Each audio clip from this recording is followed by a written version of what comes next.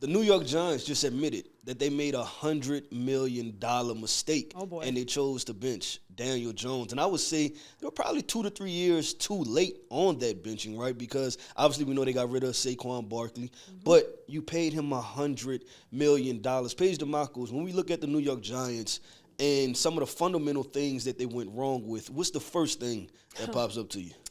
It's a pretty easy one for me.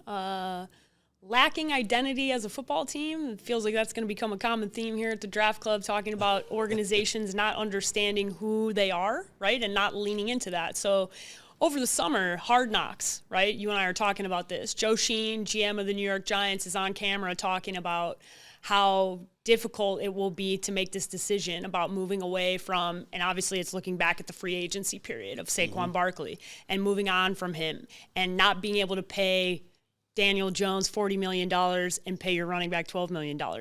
And we kind of joked like, yeah, you already made the mistake. You shouldn't have paid Daniel Jones, right? Like that, the mistake has already been made. Damage is done. Yeah, the damage is done. But the worst part is now you got ownership, where you got the Mara family on camera talking about how difficult it will be to watch Saquon Barkley go have success with the Eagles. And, ooh, look at where we are now. He's having a whole lot of success. He's having a lot of success. The Eagles are at the top of the division. The Eagles are having a lot of success, and they look very good running the football. Yeah, and remember that clip came out. I think it was Nick Sirianni coming to him and asking him did he want to break his career rushing record. Yeah. And he said, don't worry about him. Put the young guys in. I'm good. Yeah, I sent that to you because I thought that underscored how terrible of a decision that was for the New York Giants, because individually, it's so rare to see a superstar player do what Saquon Barkley did 100%. and put himself behind the betterment of the team. Yeah, and I think that comes with maturity, that comes with where he is in his career, and that also comes with the fact that the New York Giants, he felt, did wrong by him, right? He felt like he did everything right, and I would agree with that. He did everything right and had injuries, and that's not his fault. I mean, he's an unbelievable football player, and obviously you're seeing when you dedicate to the run, you have a good offensive line, you're looking at what Saquon Barkley's doing. And I think that's where, back to your original question, with the identity being lacking for the New York Giants, they bought into the best version of Daniel Jones that you saw this much of, right? You saw a smidge of Daniel Jones having success in the first year of Brian Daboll and went, yeah, you know what? Send it. Let's put a lot of money towards that. Bad decision, because Daniel Jones consistently is not good. And instead of paying him off of what he is, you paid him off of what he could be, maybe, every once in a while. And that's not a good recipe for success. The problem for me with that is he didn't even show you what he could be. Yeah. Because I looked at some stats, right? And this goes back to the 2022 season. Yep. I believe Davis Mills and Andy Dalton both had more passing touchdowns. Who are the Andy Dalton and Davis Mills? Both guys who are not perfect. playing, Yeah, are not great. starters in the NFL right now, had more passing downs. Perfect. So that had nothing to do with what Daniel Jones showed you he could be. You know what it was? It was winning. about them wanting to admit their faults and their mistakes, right? Yeah. And sometimes when we see it in the media industry, right? When somebody has a take, right? They want to double down and triple down, and they don't want to admit that, you know what? I was just flat out wrong. And what they were better at doing at that time, moving on from Daniel Jones, here, Tyrod Taylor, take the $10, $15, $20 million. We keep Saquon Barkley, right? And then we have an opportunity to draft a quarterback in the top 10, but you don't have all of this salary cap money that you have to spend. And honestly, you don't have the whole Hard Knocks debacle, right? Yeah, like that's 100%. just flat out embarrassing. And it's embarrassing enough to where you wonder if another team is going to sign up to do it, right? Like other general managers want that type of pressure. Oh, I don't think so, right? I think as bad as that situation is, like, there's no way Joe Sheen has a job next year. Yeah. Like, I can't imagine that the New York Giants are going to keep him. And then you've got the owner on camera literally describing what is happening right now. No, 100%. To would the hate to see T. him in a Philly uniform. I would hate to see him in Philadelphia. And then he's in Philadelphia. They're winning the division. They're at the top, and Saquon Barkley's playing unbelievably.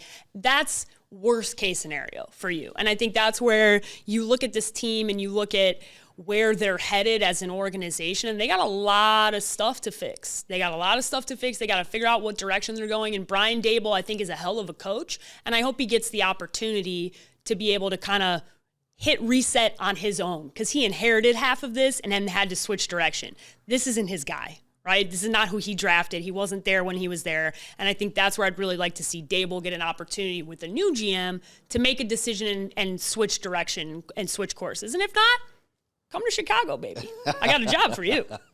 Unfortunately, listen, for Brian Daboll, he was a prisoner of his own success, right? Yeah. He was probably better off not making the playoffs. He was 100%. better off probably only winning 5 games and everybody 100%. saying, you know what, let's move on from the quarterback. But I agree with you. Brian Daboll, I believe he could be a hell of a head coach. We watched what he did with Josh Allen. We watched him in his time at Alabama. We know he had connections to New England, right? So I believe in what he could do. And like you said, hey, I believe he could coach Caleb Williams, right? I think he could get the job done. Caleb Williams, Brian Daboll.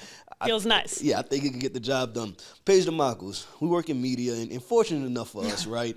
NFL, the New York market, they have 2 bad teams, right? Yeah, it's not just the New York Giants, the New York Jets. It's a hold my drink type of situation, Thank you, New York. right? The New York Jets, they lost where they were leading, right? At home against the Indianapolis Colts with Anthony Richardson making a comeback to beat them, but also a comeback mentally, right? Yeah. Like if you don't lose to one quarterback, you don't lose to Anthony Richardson, who just got benched for Joe Flacco because people just question everything about him as a football player, as a man, as a leader, his NFL career. You lost to that guy, right? You lost to him. So let's look at the New York Jets, and I want to ask this because there's 2 different ways you can go with this, right?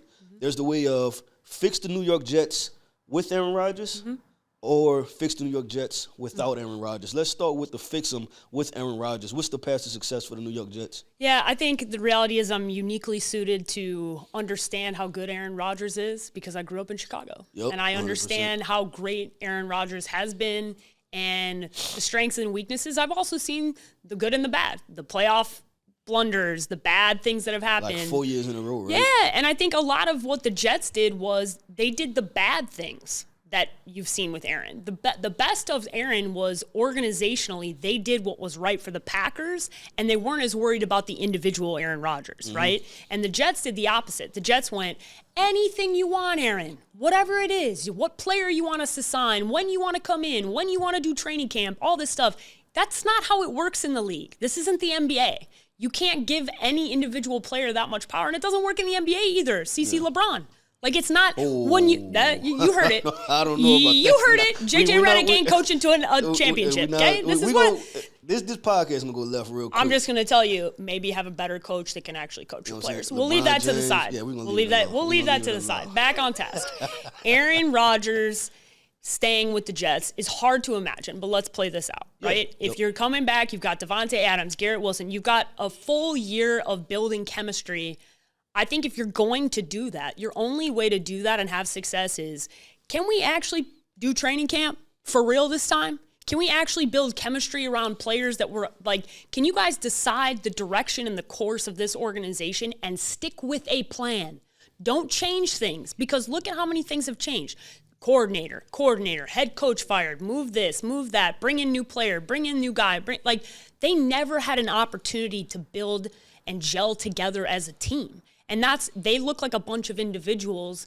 And if you're going to have Aaron lead the pack, listen, Aaron is great, but he's not Tom Brady as a leader. And so you need to have somebody else in that locker room, preferably on defense, who can make sure that this team is right. And I think Saleh held that together for a while, and they made the wrong decision in moving away from him because his side of the ball was just fine. Playing well. And it's not getting better. It's getting worse since he left. So you need to figure out who you're going to have as the coach, and it can't be an Aaron Rodgers chosen coach. That's not what's going to work for him. He needs a coach that's going to coach him and get the best out of him, and it's going to lead that team. And if you don't have that kind of coach, I don't think you can keep Aaron. So this is just in the past 10 years, right? I think Peyton Manning, maybe closer to 15. Peyton Manning went to the Broncos around 2014-ish, right? Yep. So Peyton Manning to the Broncos was the first one. Then you had in tandem, right, Tom Brady to the Tampa Bay Bucks, Matthew Stafford to the Los Angeles Rams, right? So we started to see this trend to where these quarterbacks, veteran quarterbacks transition, move on to a different team, and it worked. This is the first time you can probably say it didn't work, right? But I believe that the writing was on the wall. Aaron Rodgers showed you exactly who he was his last couple years in Green Bay, with him not showing up to training camp, with him having a young wide receiver core, him saying, I don't really care to kind of build chemistry with you guys. But then guess what? It shows up on the field, right? Like every rep matters. And I think this is the thing, that you kind of have a trifecta, right? You have the ownership, you have the GM, you have the players, right? And Bill Belichick always says this: do your job, right? And when you start trying to do other people's job, then that's the problem. The head coach's job is to run the practice, put the practice script together, right? And then make sure that the players are practicing hard. The players can't run the practice script. You want to know why? Because sometimes they don't want to be out there. So they're shortchanging things, right? That's why the coaches are there for motivation, right? The general manager. The head coach can't make all the GM jobs. You just simply don't have enough time in the day to do it. So the New York Jets had a problem when they decided to hand over all the reins because it definitely doesn't work. And you know, we talked about basketball, right? It works a little bit more because you only got 5 people, right? Football, you have 35 people that touch the field any given Sunday, right? So it just simply doesn't work. And that's what the New York Jets are because they handed over to Aaron Rodgers. But Aaron Rodgers already kind of in his partially retired. I only care about the playoffs and I don't really care about the regular season. But you got to win in the regular season to make it to the playoffs. Here's the problem for Aaron, right? He's in his ayahuasca phase, okay? It's not good. Like the second he started doing this stuff, it's just not, it's when the word retirement enters, you've checked out. And I've had multiple NFL players tell me that. Like, if you hear the R word, that's what they'll say. If you hear the R word come out of a player's mouth, that's not good because football takes a certain level of craziness. And commitment. Because you're literally taking yourself and physically putting yourself through hell. Through pain. You're hurting yourself. We always talk about this. I always say football hurts. That's what people forget. Like, it is an actively making a choice to hurt yourself. Literally, continuously, over and over again. And when you check out of that, it even this much, it shows. And Aaron's there. And that's why, for me, I don't want to see Aaron Rodgers back in the New York Jets. I hate that this is how we're going to see the end of his career, but I don't see it getting better for him. So is there no way to fix the New York Jets? Or you think this is completely done? Because with Aaron? With Aaron. I don't think so. I don't think so because I think that media market plays a part here also. And the noise is so loud that the owners won't do the right things. And I think if they could ignore what happens on the outside and do it like Mike T did with the Rooneys that we talked about with the Steelers. Where you buy into what you're doing and it doesn't matter how loud the noise is outside. You stay true to your identity. You make a choice and you keep going. But Woody Johnson's not going to do that because he's shown us that that's not who he is. So the question is, or the way I look at it is this, is that you look at what they're doing, right, as far as with Aaron Rodgers. They already bought all in. I think they're going to try to run it back one more year. And it's the same thing with the New York Giants front office is that nobody wants to admit they're wrong. And then you admit you're wrong in front of the entire country, right? So you're going to double down to hope that this thing is correct. I think the only way that Aaron Rodgers doesn't come back is if he doesn't want to come back. But I look at it and I say this. So who's coaching that team then?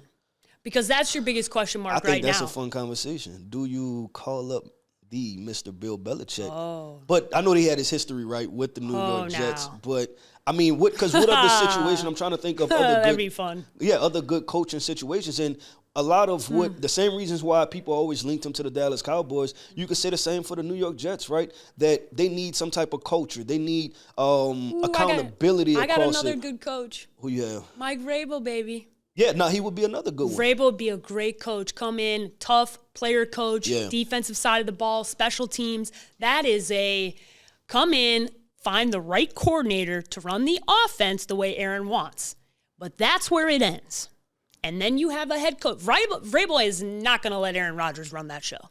Not going to happen. Yeah, so the thing is this, and this is where I think the New York Jets failed too, is that they gave like almost creative control to Aaron Rodgers on the offensive side of the football. So do you want an offensive play caller to be like, when I'm not letting you do what you want to do? And it was very similar to the Denver Broncos, right, when they had Kubiak, and he kind of came in with Peyton Manning, and they kind of adjusted some things, right? Yeah. You had first-hand experience with Bruce Arians and Tom Brady. That wasn't just Bruce Arians. That wasn't just Tom Brady. No, it was both. Those guys had conversations, right, to where we're going to give a little and take a little on both sides in order to win it all, right? And I think... Yeah, and that's a good... I'm glad you brought that example up because what was portrayed in the media was predominantly totally false. Like Tom and Bruce got along and had a great relationship, and they came fundamentally from two very different sides. Offensively, Bruce did the exact opposite of no risk it, no biscuit. That's the name of the offense. Like, that is the exact opposite of the dink and dunk offense that Tom Brady ran his entire career.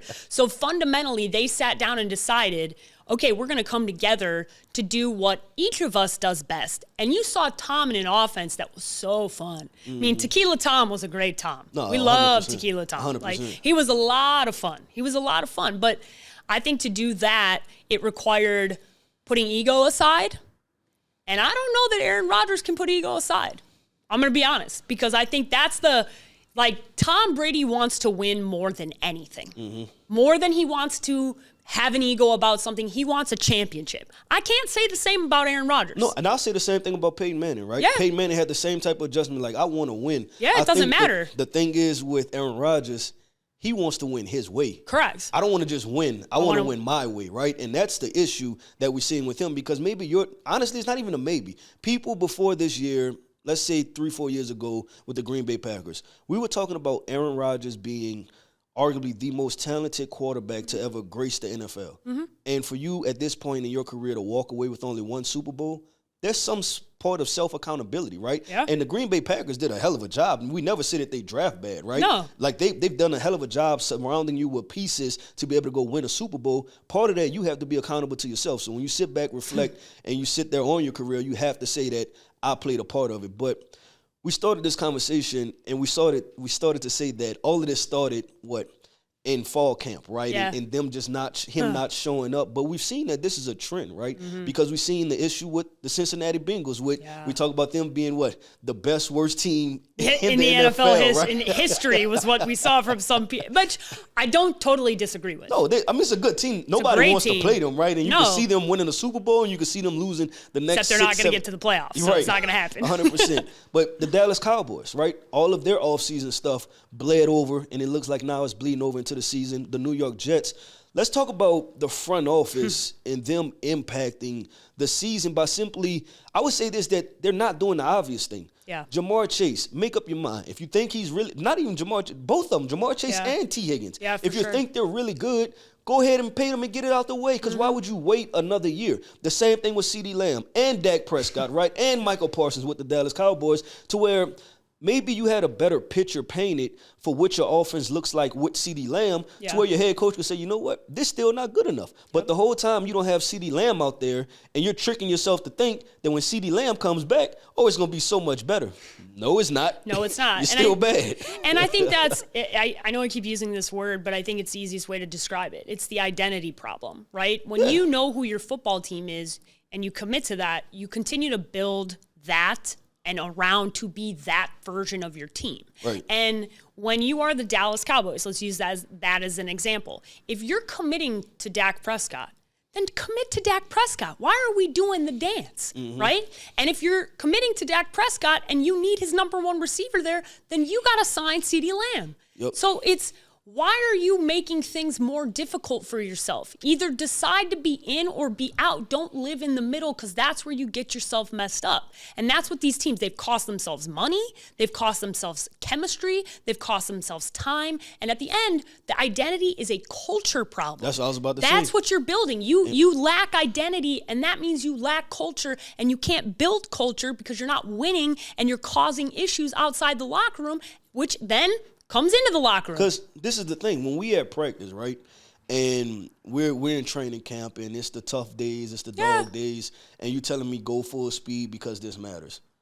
How the hell do you want me to believe this matter if my best player's not out there? Thank you. Right? And the players know that. Like, Correct. I'm not really – because what happens is everybody gets bumped up in the depth chart, right? Yep. So if you're the number 3 wide receiver, now you're the number 2. If you're the number 2, now you're the number 1. But, this is not really where I'm going to play when CeeDee Lamb or Jamar Chase comes back. So 100%. So you're not getting full-fledged reps, right? So you're not getting real reps. That's the point. Yeah, it's not realistic reps, and they sent a false message, and you did nothing but waste time, right, by not paying those guys and getting everything ironed out. And I like that you said it's a culture problem, because you know this because you've been in NFL locker rooms.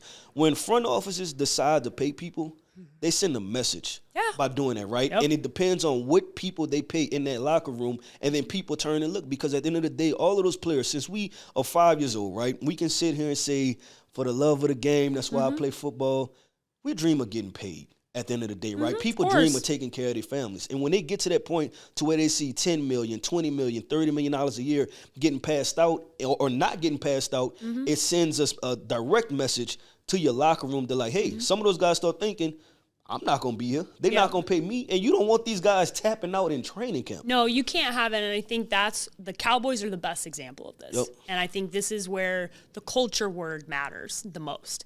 Because there is very clearly a problem with their culture.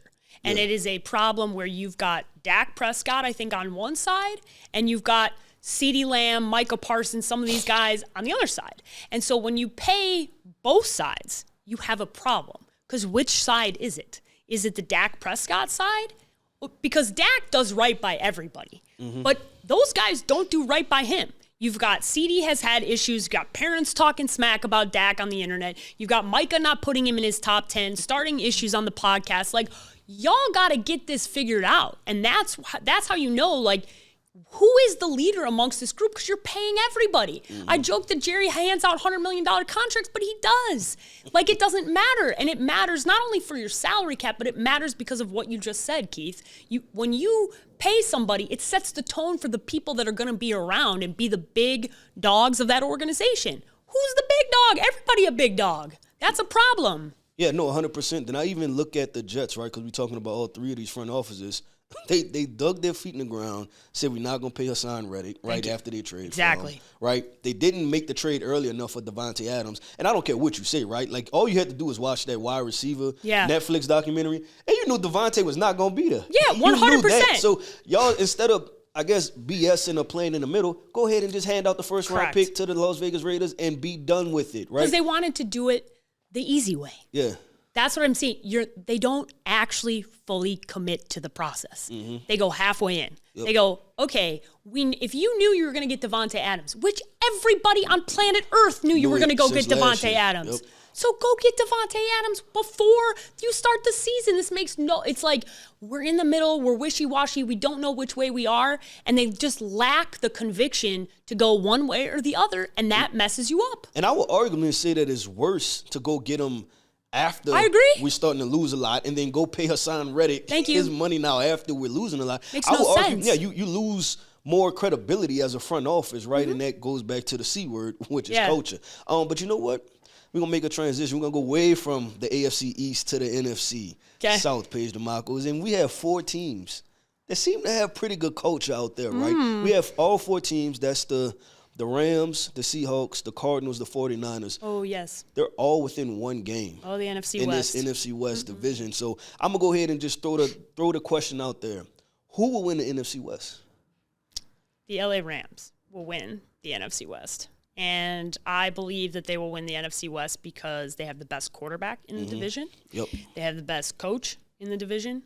And they have the best fundamental team that's just now gelling together. Yeah. And if they had been healthy this whole year, I think they're already there. But they had multiple receivers out. They've got a bunch of young guys on defense, but you've got Jared Verse. You've got all these guys that are really picking it up, coming into their own on the defensive side of the ball. And Matthew Stafford is Matthew Stafford. You know that's my guy. And he's one of those dudes that you don't let him heat up, because when he starts feeling it, you're not stopping him. Right. And I think that's where this division, they play each other basically 75% of the remaining games. They're all playing each other, right? So they're going to end up beating each other out. You've got 3 teams at 5-5, and you got the Cardinals at 6-4. I love you, Arizona. I just don't believe in you yet. Yeah. Not over the Rams. And guess what? I'll be happy to be wrong.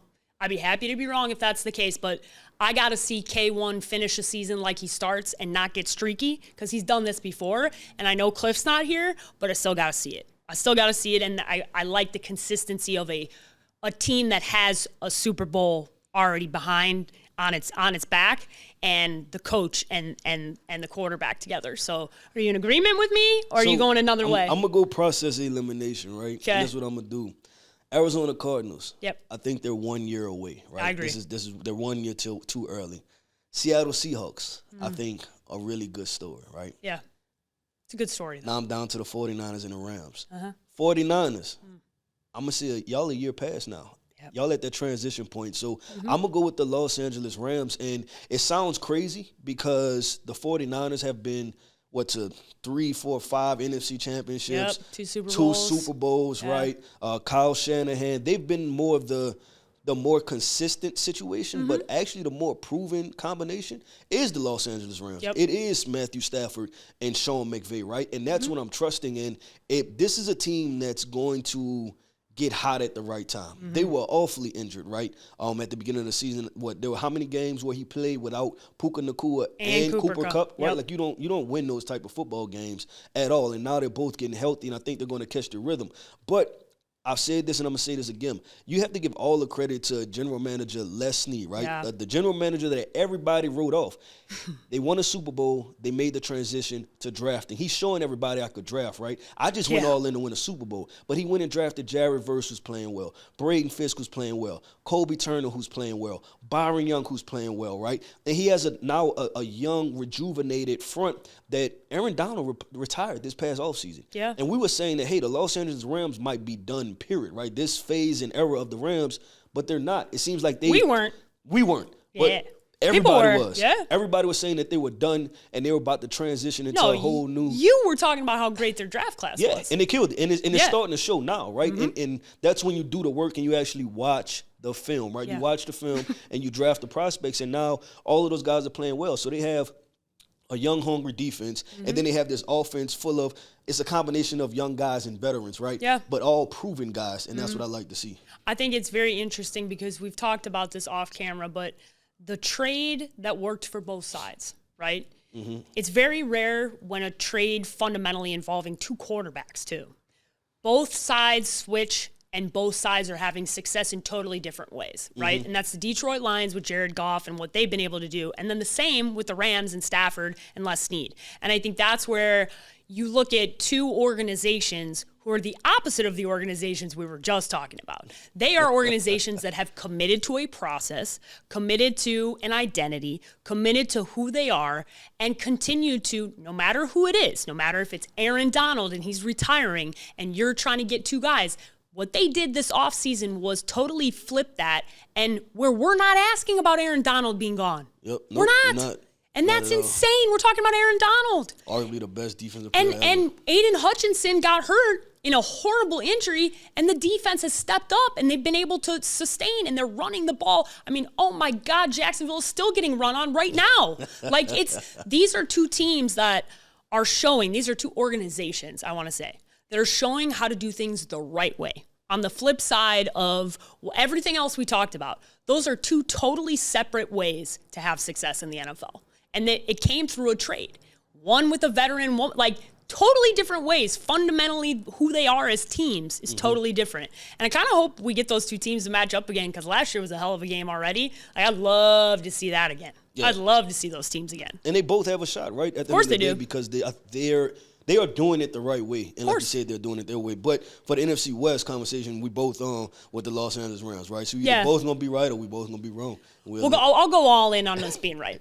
I think they're going to be in the postseason, whether or not, wild card or winning the division, I think they're going to the playoffs. That's how I feel. I don't see a place of those 3 teams that are 5-5, the Niners, the Seahawks, and the Rams. I have the most confidence in the Rams. I agree, by 100%. By far. Let's play a little game. Oh, game we about to play is Contenders and Pretenders, because we're just over the halfway mark, right? Okay. And the playoff picture is starting to kind of iron itself out. And there's some teams that are there that we could believe in, some teams that we just flat out don't believe. So we're gonna go ahead and call them out, let them know if they're Contenders or Pretenders.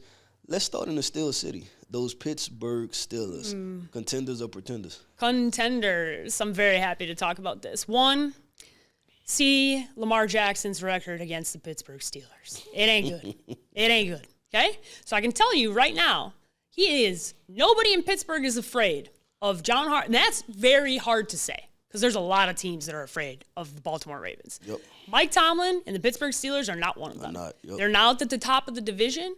I think this is a team that, again, committing to your identity, committing to who you are, and blocking out the outside noise. Mike Tomlin went, yeah, that's nice that you guys want to play Justin Fields, but you know what I'm going to do? I'm going to play Super Bowl champion, put some respect on his name, Russell Wilson. And I'm glad we're seeing the revitalization of him because Russ deserved better this entire time. He's a great quarterback. And I think that team, you've seen Pickens and what they've been able to do now that he's got a quarterback that's throwing moon balls to him. Like, this team has all the sauce, and nobody wants to go to Pittsburgh. I'm going to tell you that. Nobody wants the terrible towels. Nobody wants fourth quarter Steelers. Nobody wants to go play in the cold when they're out there and Najee Harris is running the ball. Nobody wants to go face that defense. That's a tough team. That is a very tough team, and I'm saying contender with a capital C, Keith. I'm going Contender too. Okay. I believe in everything they stand for. And even the past, 5 to 10 years since Ben Roethlisberger has been gone, right? Yeah. They've missed the quarterback position, but they've also made it to the playoffs with guys like Mason Rudolph. And you knew that they were only missing a quarterback, right? Yep. Like, that's all they were missing. And I think a veteran guy, a guy like Russell Wilson, a guy who last year had 26 touchdowns and I think in 13 interceptions, who was playing solid football, but everybody ran with a false narrative that he was a horrible quarterback. Guess what? He's at that situation. He's uplifting the offense to where they're functioning. And then on the defensive side of the football, culture-wise, how they play the game, they just playing Pittsburgh Steelers football, and that was why the Pittsburgh Steelers coming into the season, they're one of my sleeper picks to make noise in the AFC because I think it was a good combination of Mike Tomlin and how he handles things. Yep. Russell Wilson, being an ultimate professional, can care less how you feel about him as a person and what happens off the field, right? Yeah. He's a good quarterback and handles his business. He does nothing to hurt the team. No. And now he's a significant upgrade over everything they've had since they lost Ben Roethlisberger. 100%. And I like what they're doing as far as bringing Justin Fields slowly. That's how you win, right? Like, you have a plan, you stick to the plan,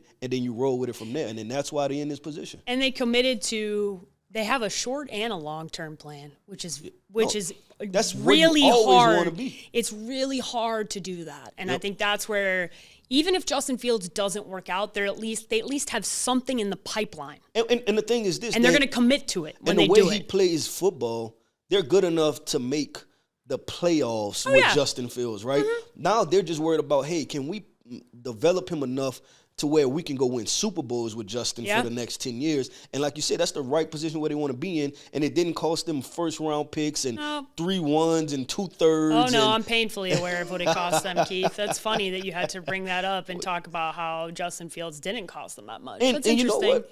That's not even the Chicago's Bears' fault, right? Because it's the value. It's all of those other teams that don't have quarterbacks that didn't say, let me take a shot at Justin Fields for 100%. A third-round pick without having to lose, right? So I'm with you. Let's stay in the AFC. We're going to the AFC West. Los Angeles Chargers. Ooh, I'm ready for this one. Pretenders. I'm with this one. Contender with a capital C. Okay, I'm locked in on this one, and I'm telling the main reason why is because on Sunday Night Football they have put together one of the best first halves that we've seen an NFL team have throughout this entire year. Okay. Now the second half. Yeah, we gotta talk about the second. Joe Shiesty shows up, baby. Joe Shiesty. Joe Shiesty shows up, and man, oh man, did he push them to the brink. But what the LA Chargers are known for is a term we call chargering. Okay? In the fourth quarter, they never pull off those victories. They always end up on the wrong side of this every time. Like, I have watched this team be the most talented team for like a decade of living out here and gone, why can they never do it? And the reason is very simple. Jim Harbaugh's here now. And Jim is just a damn good football coach. And he's going to beat you, and he doesn't care. Again, he knows who he is. He doesn't care about what the outside noise says. He doesn't care that Joe Alt's dad doesn't want him to play on the right side. He says, I'm going to draft you anyways, and I'm going to make you a right tackle. He doesn't care. He doesn't care. He commits to who he is, and that's what the Chargers have been missing. The Chargers have been missing a football coach who's going to stand up to Dean Spanos, do the right thing, and commit to this. And Justin Herbert, if he plays like first half Justin Herbert, everybody's going to be scared. And I think that's where you got a coach that believes in you. That's ultimate faith. Ultimate faith. And I've been waiting for this. And I feel like you're going to say Pretender, so I'm waiting for you to say Pretender. So, no. I'm going to say this. I believe in the Chargers, Justin Herbert. I believe in the Chargers, Harbaugh. I believe in the Chargers defense in 2025. Oh, okay. I knew he was going to say it. When I watched that game, you're right. They won the game. And as much as the Chargers charged, the Bengals bingled, right? It seemed like nobody wanted to win that game at the end. True. They were like, hold my drink, or who don't want to win this game, right? And so I would say this, that I like what the Chargers are building, but I put them probably in the same bracket with the Arizona Cardinals in the sense of the fact I think they're 1 year away, right? Yeah. I think it's just a couple other things, a couple other tweaks they have to get together. The wide receiver core, I think that's going to play big as far as those young guys molding themselves with a real offseason and training camp with Justin Herbert. So I'll put them as 2025. Okay. Just remember who was here first, baby. Remember who was here first, LA. Okay? Let's go with this, man. Action Jackson, right? We just talked about Mike Tomlin. Mike Tomlin said, call him Mr. Jackson, Mr. Lamar Jackson. Those Baltimore Ravens. Seems like for probably about 3 to 5 years now, they've been somewhat AFC favorites, best team in AFC. Lamar Jackson, 2 league MVPs, but they fell short in the playoffs, and now we see them. I think they have 4 losses at this moment right now. Baltimore Ravens, contender or pretenders? I'm so in the middle on this one. You got to pick a side. There's no middle. It's contenders or pretenders. Oh, man. I don't want to pick a side, but I'm going to go contender. And the reason I'm going to go contender is because Derrick Henry's there. And I have, as much as Lamar Jackson scares me against the Steelers or against the Chiefs, because we've seen the record. I think it's 1-9. Yeah, it's something crazy. It's horrible, okay? His passer rating goes from 105 to 65. It's, like, horrible. It is not on Lamar in totality. It is on that coaching staff has to be able to identify that he goes into a shell of himself. Like, he starts pressing. He starts trying to do stuff that's not natural for him. I don't care if it's a performance coach or whatever the hell it is. They got to get him to the point where he can play free like he always does. And I think if they actually commit to the running game, and you have to think that they will with Derrick Henry, right? And we've seen it in moments this year. But I think when they get to the postseason, they'll be there. And I do think that Justin Tucker will I'm going to bet on what I've seen for 90% of their career, not this, or 95% of their career, not this outlier stuff. When the moment matters, Justin Tucker will step up. When the moment matters, we're going to see Lamar show up. And I know with Lamar, that's the outlier. But I think Lamar's going to step up because Derrick Henry's going to step up. And I've seen Derrick go to Baltimore and run it all over them in that 2019 season, if you remember. That was an unbelievable playoff performance. And I think he's going to be uniquely suited to be able to put Lamar, like, not in his place, but like to calm him down, to get him to a place where he's comfortable. And because Derrick starts running the rock, Lamar starts doing it too, and they're in a better spot. So I thought about it. I almost went pretender, but I'm going to believe in them. I'm going to believe in them and say contender. So, Paige, when we talk about this, right, coaching is so much more than X's and O's, right? And your players have to know that you care about them. And you also have to know who your players are. And more than whether they messed up a play, you got to check their mentality. And if I'm Harbaugh, obviously we believe the Ravens going to make the playoffs, right? But that very first playoff game, I'm looking at them and I'm saying, look, bro, I don't care if you throw for 500 yards.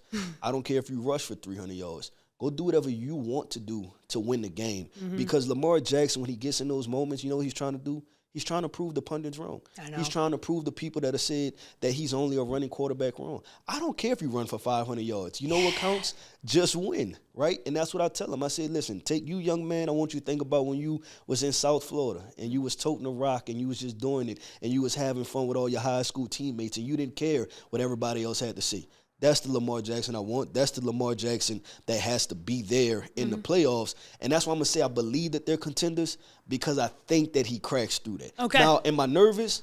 Yeah. Yes. You and I feel the same. Yes. I think, no, we exactly on the same way. I'm a little bit nervous about it. And it has nothing to do with talent. No. It's upstairs with Lamar Jackson because I think the contrast was last year, Lamar Jackson – they got bounced by the Chiefs. The Chiefs at home. Yeah, they got bounced by the Chiefs. But they were winning that game. Yeah, on the way to the Super Bowl, right? And so Lamar Jackson, he might have finished with like 40 yards rushing. And when you're watching the game, you're seeing how many times he could have just ran the ball and like picked up significant yards.